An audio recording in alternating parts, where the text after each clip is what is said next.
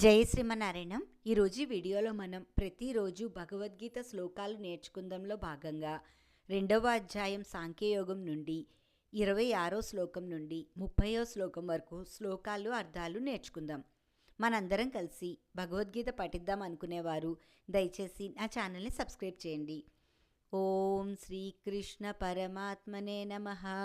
2వ అధ్యాయం సాంఖ్యయోగం. రణరంగమున బంధువులను మిత్రులను చూసి దుఃఖం చెంది యుద్ధము చెయ్యను అన్న అర్జునుడితో శ్రీకృష్ణుడు చెప్పుతున్న శ్లోకాలు అర్థాలు. ఇప్పుడు మనం 26వ శ్లోకంలో అధ చైనం నిత్యజాతం నిత్యం వా మన్యసే మృతం తథాపి త్వం మహాబాహో నైవం శోచుతుమర్హసి.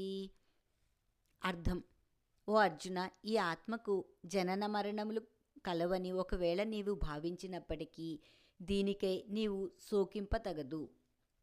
27వ శ్లోకం. జాతస్య హి ధ్రువో మృత్యుః ధ్రువం జన్మ మృత్యుస్య చ తస్మాద పరిహార్యేర్థే నాత్వం శోచుతుమర్హసి. 27వ శ్లోకానికి అర్థం: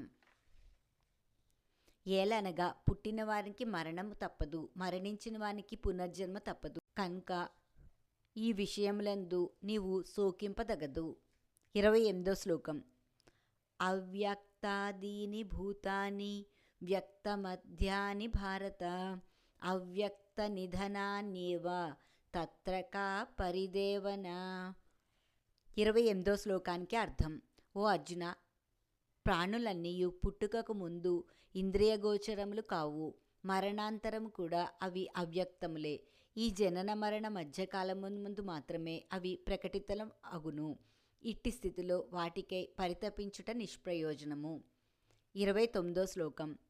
ఆశ్చర్యవత్పశ్యతి కశ్చిదేనం ఆశ్చర్యవద్వదతి తథైవ చాన్యః ఆశ్చర్యవశ్చైనమన్యః శృణోతి శ్రుత్వాప్యేనం వేదన చైవ కశ్చిత్. 29వ శ్లోకానికి అర్థం: ఎవరో ఒక మహానుభావుడు మాత్రమే ఈ ఆత్మను ఆశ్చర్యకరమైన దానిగా చూచును, మరి ఒక మహాత్ముడు దీని తత్వమును ఆశ్చర్యకరంగా వర్ణించును. వేరొక పురుషుడు దీన్ని ఆశ్చర్యకరమైన దానిగా వినుము.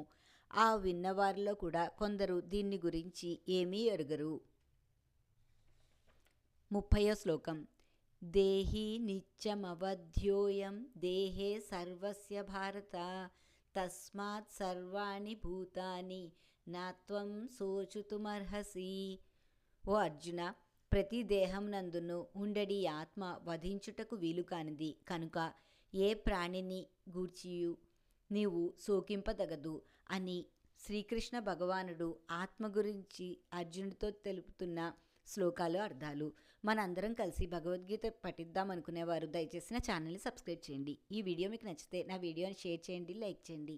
ఇలాంటి ఆధ్యాత్మిక వీడియోలు చూడాలంటే దయచేసి నా ఛానల్ని సబ్స్క్రైబ్ చేయండి. ఈశ్వరి గుడిమెట్ల. జై శ్రీమన్నారాయణ.